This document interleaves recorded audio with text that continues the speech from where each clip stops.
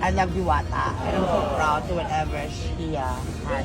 At Lom, ito ba yung regalo ni Diwata sa inyong cellphone? I'm so proud. Wow! I mean, hindi. Kayo mga washers, idol nyo kami. Kasi lumalaban kami ng parit sa mundong iba.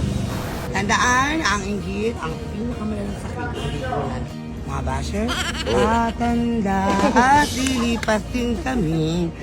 Ngunit mayroong awiting iiwanan sa inyong alaala. Kahit minsan tayo'y nagkasama. Alam niyo, minahal niyo kami. Hello mga basher at mga viewers ni Alvin TV. Shout out! Oh, stop.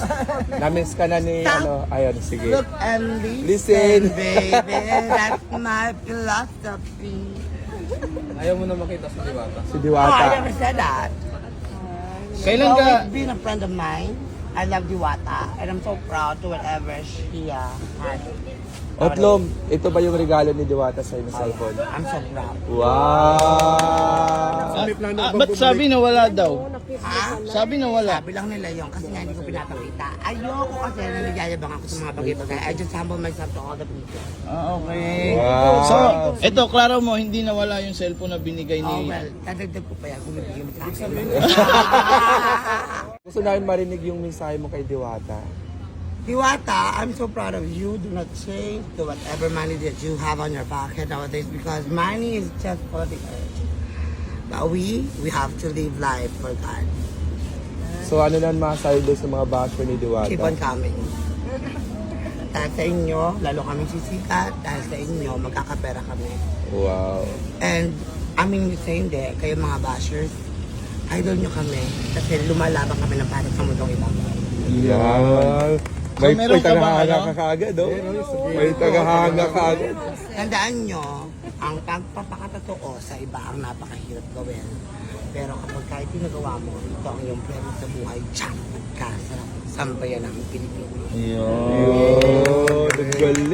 Blessing kay Diwata. Well, all of us had our own share of our blessings every day. Maybe, yung kaniwata na emphasize lang kasi mas marami.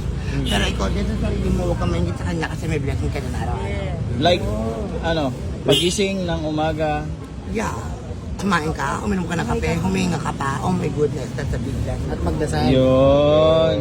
Tandaan, ang inggit, ang pinakamalalang sakit ng lipunan. Kapag ito ay wala ka sa iyong katawan at ikaw lamang ay kontento kung ano meron ka, you're good at it. Kantahan mo naman yung mga basher. Mga bashers, Oh. tatanda at lilipas din kami. Ngunit mayroong awiting iiwanan sa inyong alaala. Kahit minsan tayo'y nagkasama.